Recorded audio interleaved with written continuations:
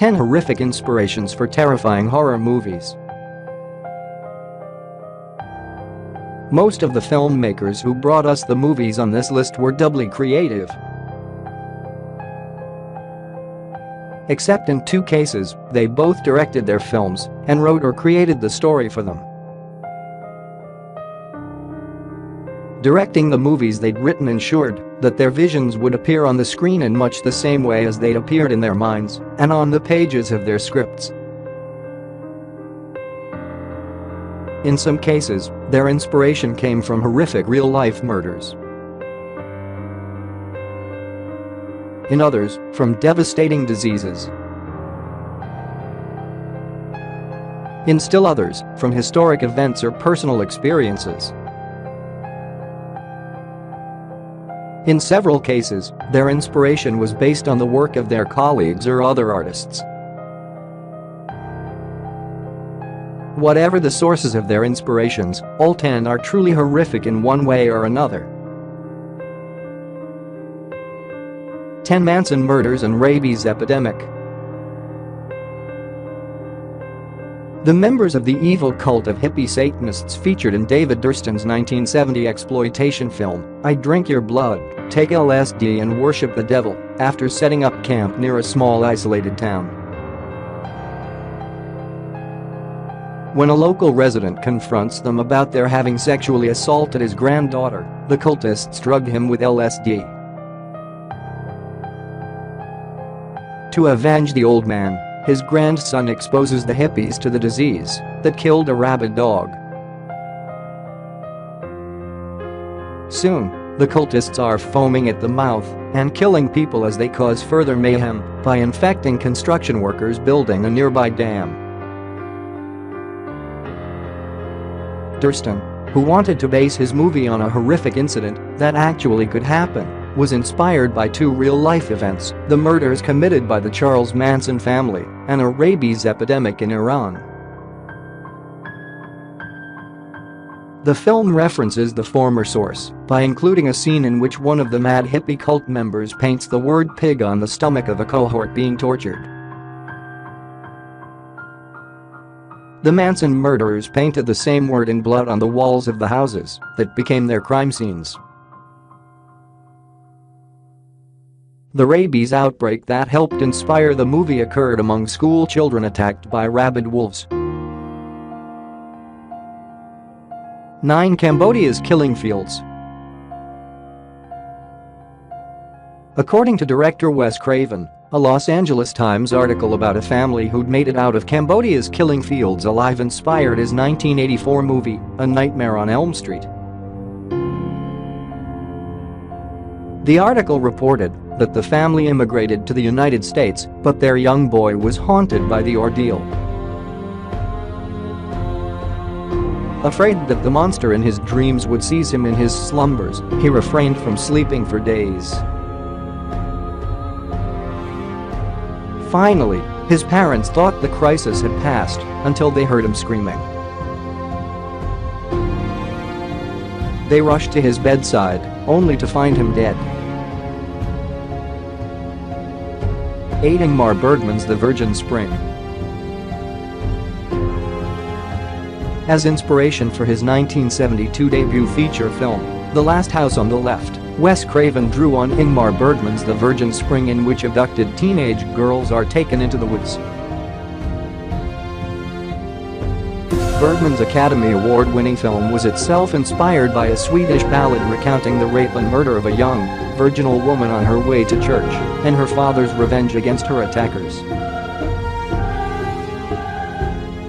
Craven's film focuses on sex and violence as a gang of sadistic escaped criminals kidnap 2 teenage girls and take them into the woods near one of the girls' houses. There, the kidnappers rape, torture, and kill the girls. Then the killers face the brutal vengeance of one of the dead girls' parents. 7 Wes Craven's Scream. Wes Craven's 1996 slasher, Scream, inspired director Nick Simon's 2015 movie, The Girl in the Photographs, on which Craven was the executive producer. Like Scream, The Girl in the Photographs is a slasher set in a small town in which young adults are beset by a band of psychotic killers who torment and kill them. Colleen, a supermarket cashier, starts receiving photographs of victims of violence, but the sheriff of her small South Dakota town dismisses the pictures as nothing more than sick pranks. When the photographs go viral, fashion photographer Peter Hemmings sees a similarity between them and his own work. Accompanied by an entourage of models, his girlfriend, and his assistant, he travels to the town, which, coincidentally, is where he was born. Colleen joins them for a party in a secluded rental house, where they're attacked by the killers who gave Colleen the pictures of their previous victims. Child psychologist Brian De Palma got the idea for his 1992 movie Raising Cain from a child psychologist with whom De Palma is friends. The psychologist told De Palma that he wanted to take a break from his practice so he could conduct an intensive home study of his daughter. De Palma imagined Dr.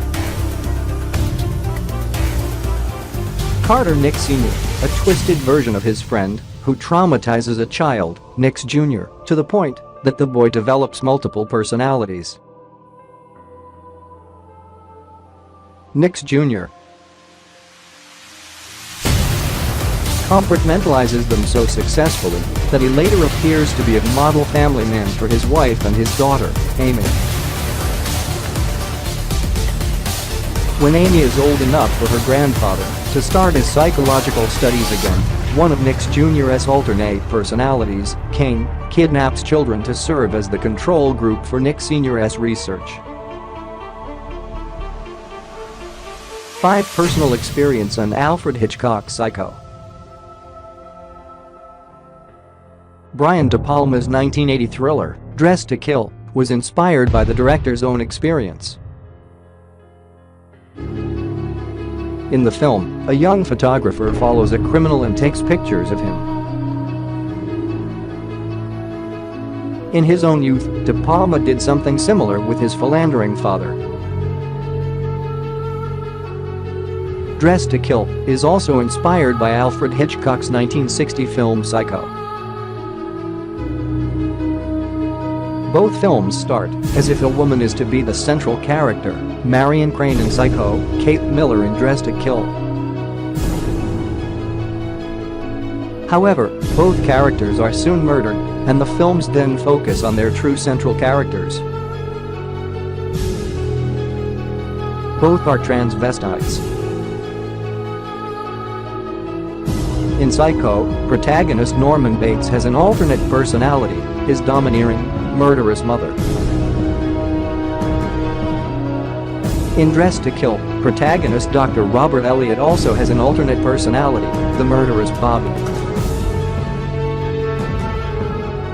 4 Conjoined twins and Hitchcock's Rear Window in Psycho. De Palma based his 1973 film Sisters on a Life magazine article concerning conjoined Russian twins.